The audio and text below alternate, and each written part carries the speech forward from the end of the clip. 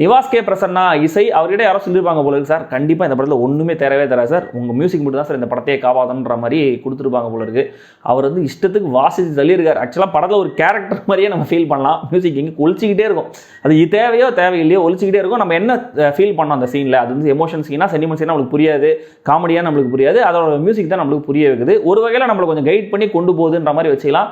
ஆனாலுமே கூட கொஞ்சம் டூ மச் ஆஃப் மியூசிக் தான். ஒரு அப்சர்ட் காமெடியாக இருந்திருக்கலாம், செல்ஃப் அவேர் காமெடியாக இருந்திருக்கலாம், ஸ்பூஃபாகவும் இருந்திருக்கலாம். அதுக்கான ஸ்கோப் இந்த படத்தில் இருக்குது. அது குழப்பத்திலே இந்த படம் வந்து எடுக்கப்பட்டிருக்கு, குழப்பத்திலே தான் நகருது, நம்மளும் குழப்பத்திலே தான் இந்த படத்தை பார்க்குறோம். இந்த சுமோ ரெஸ்லிங்குன்னு ஒரு வரலாறு சொல்லுவாங்க பாருங்க, அது எப்படி இது இருந்துச்சு, நமக்கு ஆன்சரே தெரியாமல் கொஸ்டின் பேப்பரில் ஒரு கொஸ்டின் கேட்கும்போது ஆன்சர் எழுதும் தெரியுமா, இந்தியன் எக்கானமி சவர் எக்கானமி அப்படிங்கிற ரேஞ்சில் சம்மந்தமே இல்லாமல் சுமோ ரெஸ்லிங் ஜப்பானியத்தில் ஒரு பெரிய வரலாற்று சிறப்புமிக்க ஒரு இது அப்படின்ற மாதிரி 2-3 விஷயம் ரொம்ப ஜெனரிக்கான பாயிண்ட்ஸ் எல்லாம் சொல்லி அந்த டீடைலிங்குள்ளே போகவே இல்லை. இப்படியாக ஒரு மாதிரி எங்கெங்கேயோ போய் படம் தட்டு மாதிரி முடியுது. தட்டு மாறினது அவங்களா நம்மளானே நம்மளுக்கு புரியாத அளவுக்கு படம் முடியுதுன்னா பார்த்துக்கோங்களேன். ஸோ மொத்தத்தில் இந்த சுமோ எப்படி இருந்துச்சுன்னு கேட்டிங்கன்னா, சுமோ அப்படிங்கிறத சுத்த மோசம் அப்படிங்கிற மாதிரி கூட நம்ம எக்ஸ்பிளைன் பண்ணலாம்.